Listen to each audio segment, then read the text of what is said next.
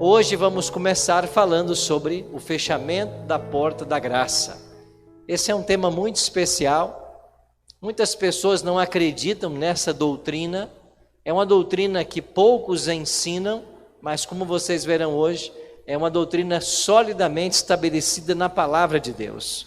Como tem que ser cada doutrina que essa igreja ensina. Quantos aqui gostam de estudar o livro do Apocalipse? Deixa eu ver as mãos. Acho que todos nós gostamos, né? Alguém aqui tem medo do Apocalipse? Não, né? De vez em quando a gente encontra alguém por aí e diz: olha, pastor, eu tenho um medo tremendo desse livro, né?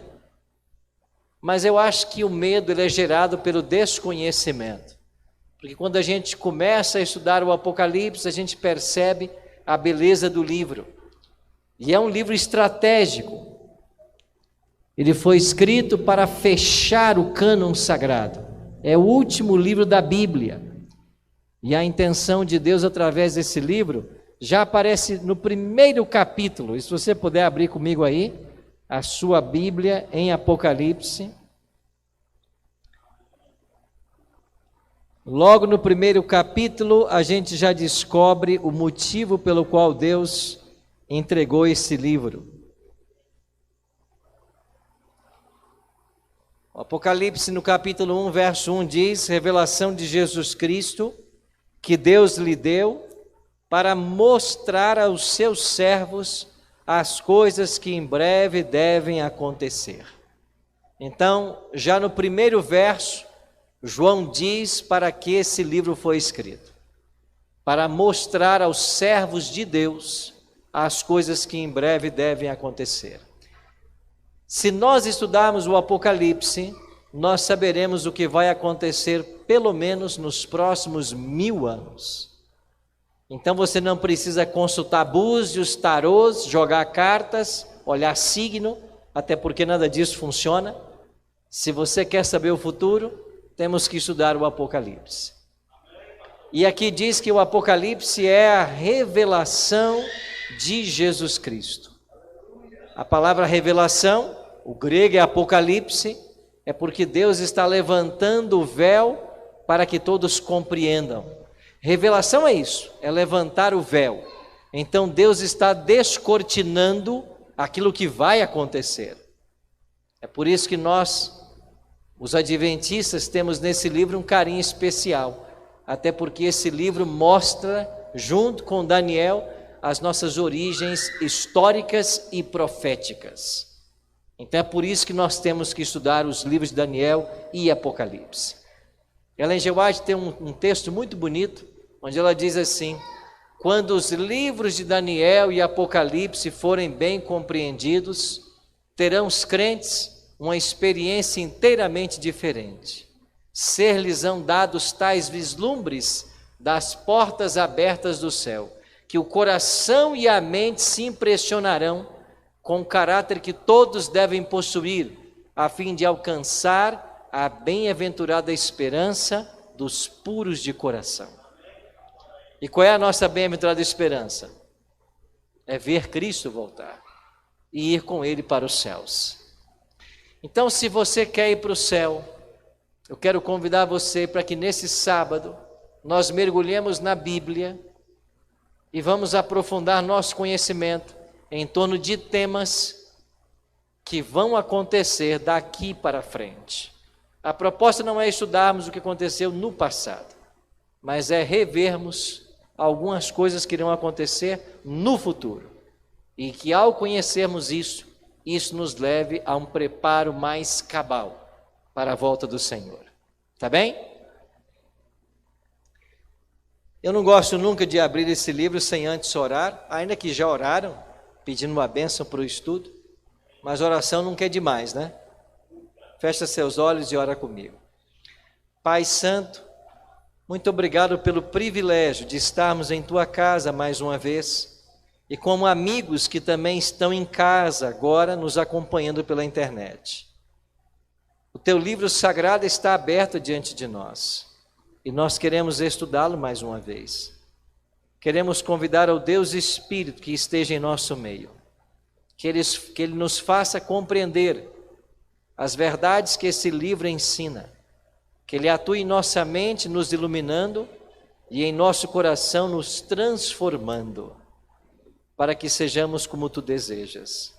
É a nossa oração, em nome de Jesus. Amém. Um dos eventos presentes aqui no Apocalipse é o tema do fechamento da porta da graça. Essa expressão porta da graça, ela não aparece na Bíblia. Mas porque não aparece, não quer dizer que não seja uma doutrina biblicamente fundamentada. Nós temos outras doutrinas que são fundamentadas na Bíblia, cujo nome também não aparece. Por exemplo, nós cremos na Trindade, Deus Pai, Deus Filho e Deus Espírito. Mas não existe na Bíblia a palavra Trindade. Mas o conceito é totalmente bíblico. Assim acontece também com a porta da graça. De onde podemos tirar conceitos bíblicos de que um dia uma porta vai se fechar e não mais existirá salvação para as pessoas? Se nós voltarmos lá para o Gênesis, nós vamos encontrar a experiência do povo antediluviano. O que aconteceu com o povo antediluviano? Quantos anos Noé pregou? 120 anos. Ele pregou e a arca foi sendo construída. E qual era a mensagem que Noé tinha? Qual era o evangelho que tinha que ser pregado nos dias de Noé? Arrependei-vos e façam o quê?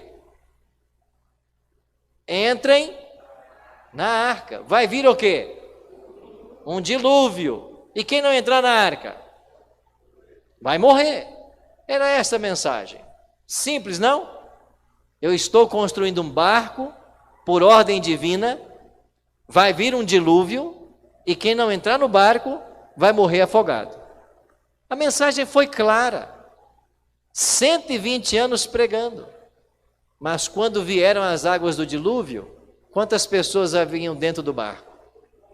8 pessoas. Noé, a esposa, os 3 filhos e as 3 noras. Toda aquela geração pereceu afogada. Por quê? Porque a porta se fechou e não mais puderam entrar. E você lendo a Bíblia, você descobre que quando eles tentaram entrar, e até disseram o quê? Noé, faça o quê? Abra-nos a porta. Mas Noé podia abrir a porta? Não, por quê? Porque um anjo tinha fechado. Então você percebe aqui a ideia de que uma porta estava aberta até certo momento, mas ela se fechou, e depois que ela se fechou, as pessoas não mais podiam entrar. Então o conceito de fechamento de uma porta já está lá no livro de Gênesis. Olha o que diz Gênesis 7. De toda a carne em que havia fôlego de vida, entraram de 2 em 2 para Noé na arca. Era macho e fêmea os que entraram de toda a carne, como Deus lhe havia dito, ou lhe havia ordenado. E o Senhor fechou a porta após ele. Deus fechou a porta. Quem entrou está salvo, quem não entrou está perdido. Esse é o primeiro exemplo. 120 anos pregando, a porta vai se fechar, temos que entrar, quem não entrar vai morrer. Mas a geração toda se perdeu. E quando vieram as águas, correram, bateram na porta, mas era tarde demais. E aquela geração toda se perdeu. Vamos para o Novo Testamento. Jesus contou cerca de 40 parábolas no seu ministério. Uma delas foi a parábola das 10 virgens. Essas 10 virgens, elas representam a igreja. 5 virgens eram prudentes e 5 eram loucas. Quem eram as loucas? As que tinham lamparina, mas não tinham o azeite. O azeite nessa parábola é símbolo de quê? Do Espírito Santo. Isso ensina algo precioso para mim e para você. Essa igreja deve buscar o Espírito Santo. Porque se nós não buscarmos o Espírito Santo, nos faltará azeite nas lamparinas. E nós seremos equiparados às virgens loucas. As prudentes é as que possuem o Espírito. Mas finalmente tardou o noivo, e as 10 adormeceram. Mas quando o noivo chegou, ouviu-se um clamor, eis aí o noivo, saía ao seu encontro, e as que tinham azeite na lamparina puderam sair. As outras, pode deixar aí, tá? As outras foram comprar. E quando elas voltaram, o que havia acontecido? A porta estava fechada. Olha o que diz Mateus 25:10. Jesus falou assim: e saindo elas para comprar, chegou o noivo, e as que estavam apercebidas, que tinham azeite, entraram com ele para as bodas. E o que aconteceu? Disse Jesus: fechou-se a porta fechou. E quem estava fora, se perdeu. Quem entrou, estava salvo. Você percebe que Jesus falou claramente? Agora vamos para o Apocalipse, que é o livro que nós nos propomos a estudar. E aqui no capítulo 22, verso 11, o que ensina Apocalipse 22, 11? O texto diz assim: continue o injusto fazendo injustiça, continue o imundo ainda sendo imundo, o justo continue na prática da justiça, e o santo continue a santificar-se. Chamamos esse momento aqui de o fechamento da porta da graça. Quem é santo, continue a santificar-se. Quem é ímpio, não tem outra saída. O caso está perdido. Continue sendo ímpio ainda. Então, Apocalipse 22, 11, está falando de um momento em que aqueles que estão salvos não mais se perderão, e aqueles que estão perdidos não mais se salvarão. E eu sei que você já leu esse verso várias vezes, mas eu queria chamar mais uma atenção para você, ou chamar a sua atenção para mais um detalhe. Olha o que disse João: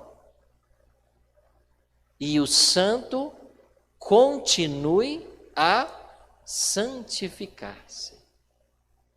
Quer dizer, a porta se fechou, ele já está salvo, mas ele ainda pode ser aperfeiçoado. Continue a santificar-se. Por quê? Porque mesmo fechada a porta da graça, ainda haverá a possibilidade do pecado. E é por isso que a igreja deve continuar a santificar-se. Porque só não vai haver possibilidade de pecado quando for arrancada de nós a natureza pecaminosa. E quando é que ela será arrancada de nós? Na glorificação. No exato momento em que Jesus voltar, e como diz Paulo, o que é corruptível se transformar em incorruptível. Agora não mais existe a possibilidade do pecado. Mas até lá haverá. É por isso que do fechamento da porta da graça até a volta de Cristo, os santos continuarão a santificar-se.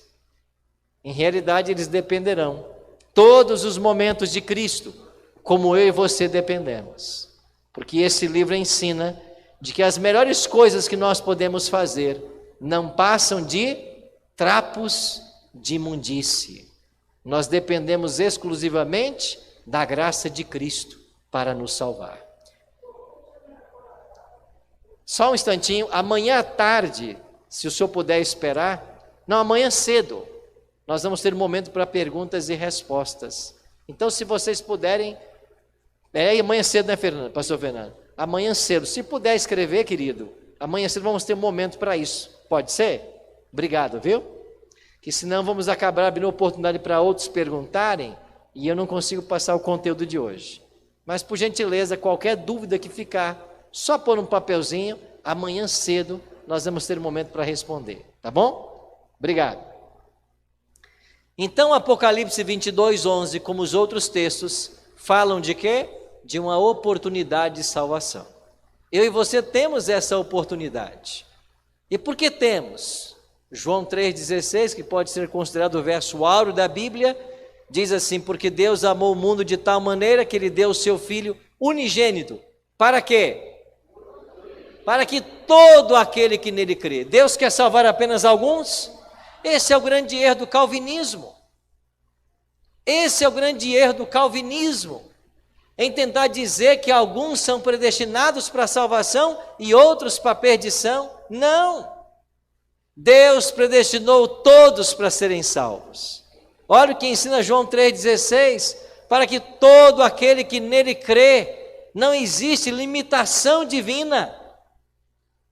As pessoas que não se salvarão é porque elas não creram, mas todo que crê será salvo. Então, se eu e você cremos em Cristo, nós seremos salvos. Lembra lá de Atos capítulo 8? Filipe explicou Isaías para o eunuco, explicou sobre o Messias, ele aprendeu de Jesus, ele já era um homem temente a Deus, ele amava a Bíblia, ele até carregava com ele os rolos. E quando ele aprendeu do Messias que viria, ele aprendeu que esse Messias era o Cristo que havia sido crucificado, ele perguntou assim para Filipe: então o que me falta? Eis aí a água, que impede que eu seja batizado? E Filipe responde o quê? É lícito, é correto você ser batizado, se você crê de todo o coração. E ele disse o quê? Eu creio. E Filipe mandou parar o carro, ambos desceram a água e Filipe o batizou.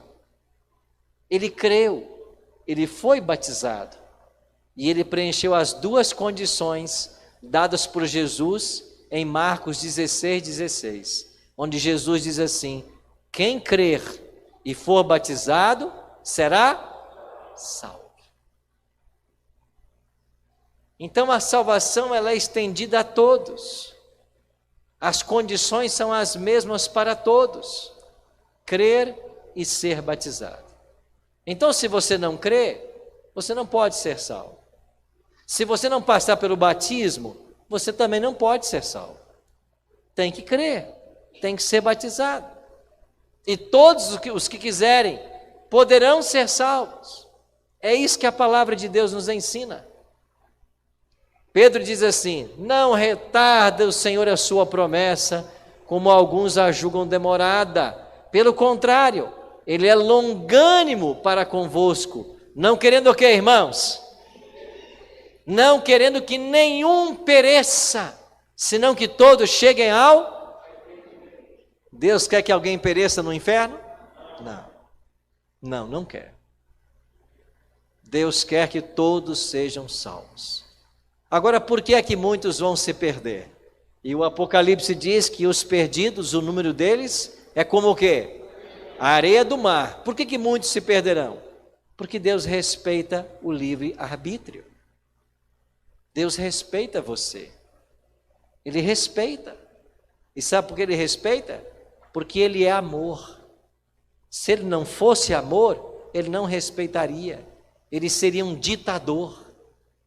Ele poderia forçar suas criaturas a obedecê-lo, mas não é assim que Deus trabalha. Deus convida, Deus apela, mas Deus concedeu a você e a mim uma coisa que jamais Ele vai tirar: o livre-arbítrio. Você quer? O profeta Isaías, lá no capítulo 1, verso 18, diz assim: vamos conversar, vamos arrazoar. Se vocês quiserem, se vocês virem, vocês comerão o melhor dessa terra. Agora é se vocês quiserem. Deus nunca vai forçar ninguém para o céu. Nunca. Então não se preocupa. Se você não quiser ir para o céu, você não vai. Pode ficar tranquilo. Você não quer ir para o céu? Não se preocupa. Você não vai. Sabe por quê? Porque só vai para o céu quem quer. E tem que querer muito. Há um mês atrás eu batizei um senhor, lá na minha cidade onde eu moro, em Jacareí, onde está Novo Tempo, em São Paulo. E quando eu estava dentro do tanque batismal com ele partilhou com a igreja o testemunho, e ele disse algo extraordinário. Ele falou assim: pastor, eu comecei a estudar a Bíblia com a igreja adventista tem pouco tempo. Eu já era um evangélico, eu conhecia muita coisa, mas só agora eu aprendi sobre o sábado. E eu comecei a guardar o sábado, tem poucos dias. E eu estava desempregado por um bom tempo, pois justamente essa semana uma empresa me chamou para trabalhar na área da minha formação. E eu fui lá. Eles fizeram processos seletivos. Eu fui aprovado em todos. Tinha apenas uma vaga e eu fui aprovado. E quando foi na terça-feira dessa semana, a empresa me chamou para assinar o contrato. E antes de assinar o contrato eu perguntei: mas aqui qual é a carga horária? Quando é que se trabalha? E a pessoa do RH me disse: aqui se trabalha de segunda a sábado. E ele disse: mas eu não trabalho dia de sábado. Não mais. E a responsável pelo recursos humanos trouxe o documento, já com o nome dele, colocou diante dele e disse assim: é só o senhor assinar, que o senhor será o nosso funcionário. Mas a gente não tem como liberar o senhor no sábado.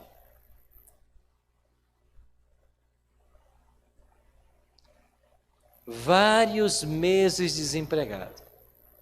Começou a guardar o sábado. Apareceu o emprego. Testando. E ele disse para mim: pastor, lá atrás está minha esposa, que não é adventista. Lá está meu filhinho. Aqui está minha filhinha.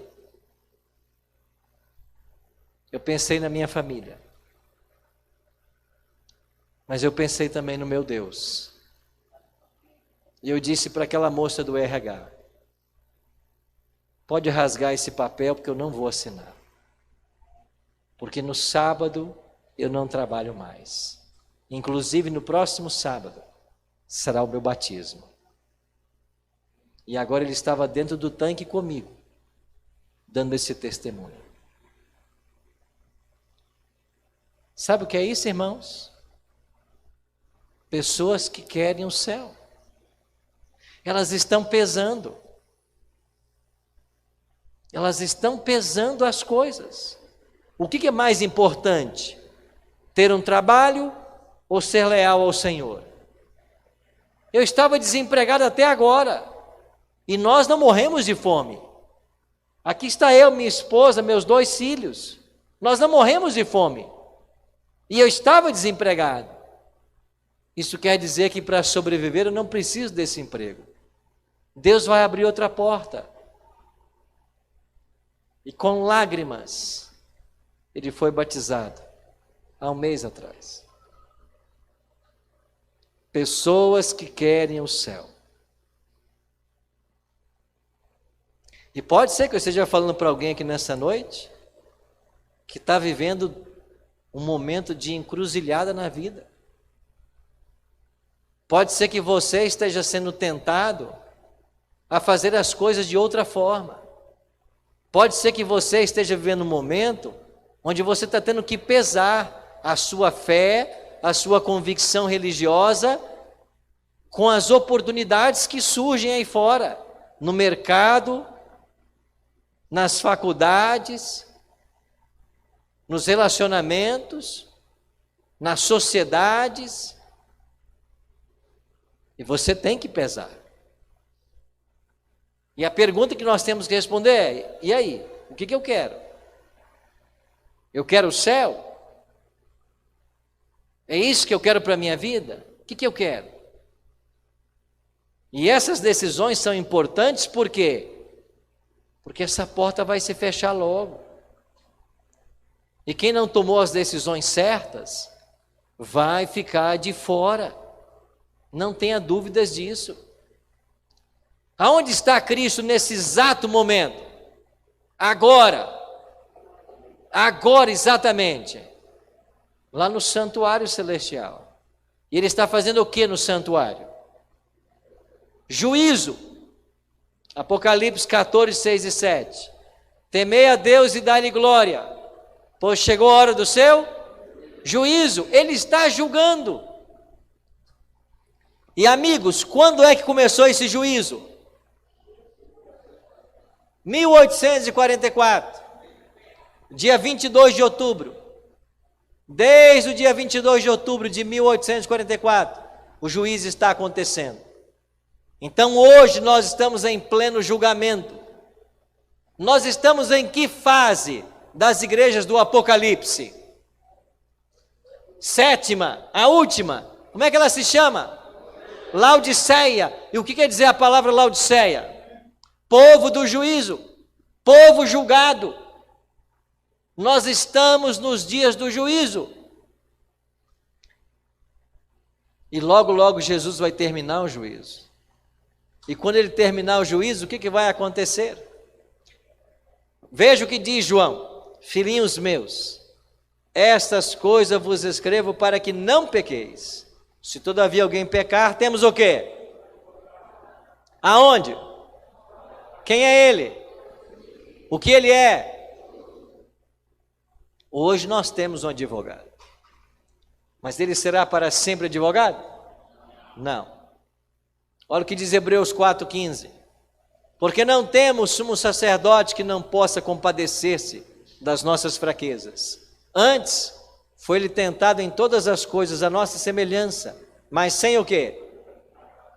Nós temos o quê? Um sumo sacerdote. João diz que ele é advogado. E quem é que era o advogado lá em Israel? O sacerdote. Mas o autor de Hebreus diz que ele é o sumo sacerdote. E o que fazia o sumo sacerdote em Israel? Julgava. Então ele hoje acumula as duas funções. Desde 1844 que ele acumula as duas funções. Ele é advogado, mas ele também é juiz. Só que esse juízo está prestes a acabar.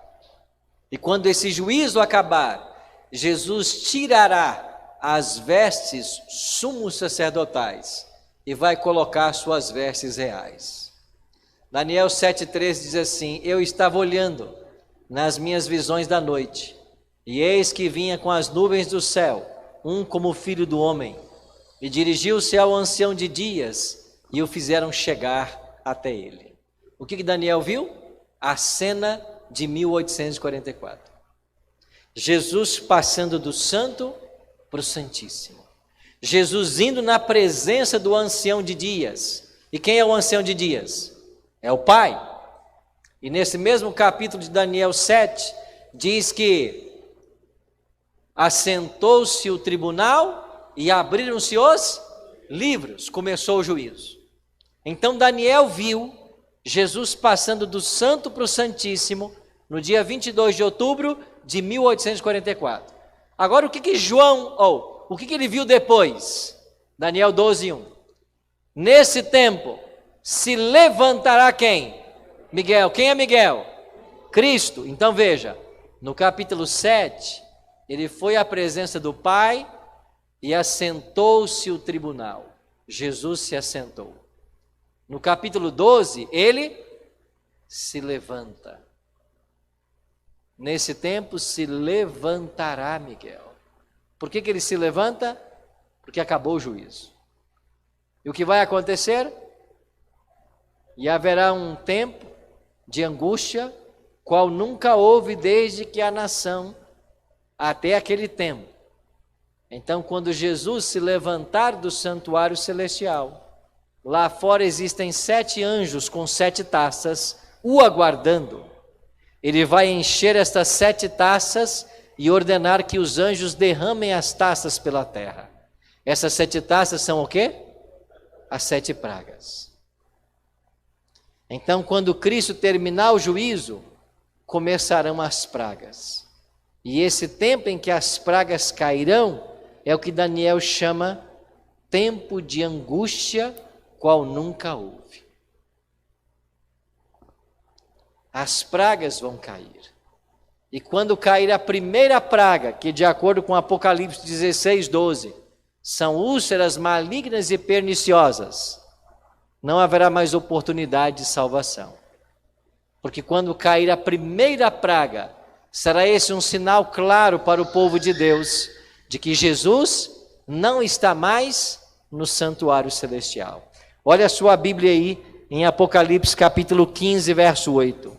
Olha o que João escreveu, 15, verso 8.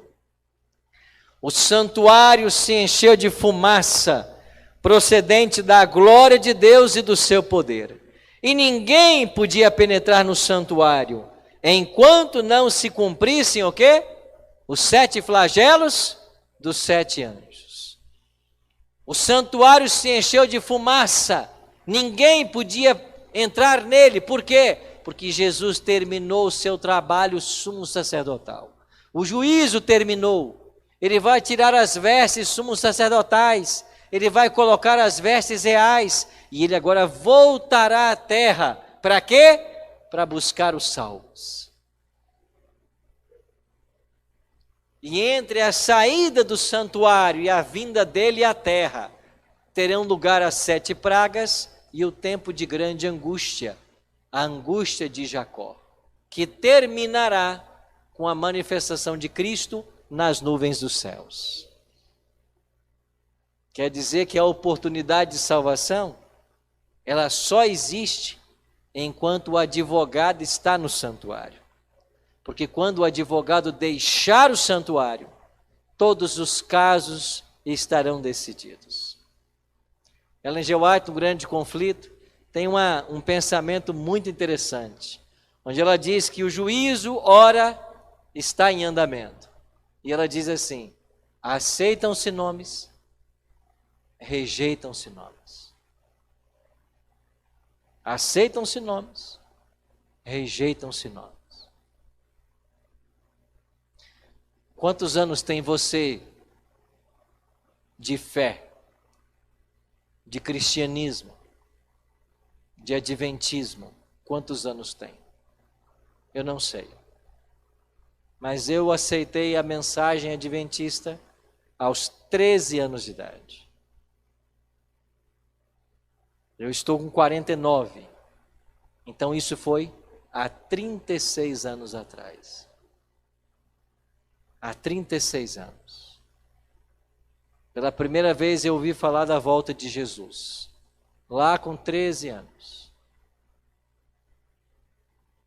E todos os dias, quando eu oro, a minha oração sempre é a mesma. Que Deus nos prepare para a volta do Senhor. Agora nós não podemos desistir. Não importa se passaram 36 anos. Se passarem 50, 70, não importa, sabe por quê? Porque ninguém aqui esperará a volta de Jesus mais do que uma vida. Ninguém espera a volta de Jesus mais do que uma vida. Não importa quantos anos, mas você tem que aproveitar o momento que nós estamos vivendo, porque a porta ainda está aberta. Mas logo ela vai se fechar. E pode ser que nessa noite tenham pessoas aqui que nem passaram pelo batismo ainda. Eu queria convidar você a nesse sábado se colocar nas mãos do Senhor. Amanhã à tarde vamos ter aqui um batismo. E que você tome a sua decisão ainda nesse sábado. Sabe por quê? Porque se você perder o céu, você terá perdido tudo. Se perdermos o céu, teremos perdido tudo. Nada mais tem valor. Nada mais. Jesus declarou: assim como foi nos dias de Noé, será também nos dias da vinda do Filho do Homem. Noé pregava. E enquanto Noé pregava, o que diz a Bíblia que fazia o povo antediluviano? Comiam bebiam, casavam, davam-se em casamento. Agora, você já leu esse texto várias vezes também, e eu pergunto para você agora, qual é o problema de comer? Tem problema de comer? Qual é o problema de beber? Tem problema de beber? Beber água, é claro. Suco, tem problema? Casar é pecado? Dar-se em casamento é pecado? Mas então por que Jesus falou que eles comiam, bebiam, casavam e davam-se em casamento? É porque a rotina, a vida seguia normalmente. Nada estava diferente. Até que caiu uma primeira gota de água do céu. Assim será, disse Cristo, ou seja, as pessoas vão estar acordando de manhã e irem trabalhar, outros vão estar indo estudar, todo mundo vai estar na sua rotina normal, sem saber que lá no santuário celestial, o seu caso foi passado em revista e o seu nome rejeitado para sempre. É por isso que a advertência é séria. Jesus disse: o mesmo aconteceu também nos dias de Ló. Comiam, bebiam, compravam, vendiam, plantavam e edificavam. Olha aí, nos dias de Ló, a mesma rotina. Todo mundo fazendo a mesma coisa. Todo mundo indo trabalhar, plantar, colher.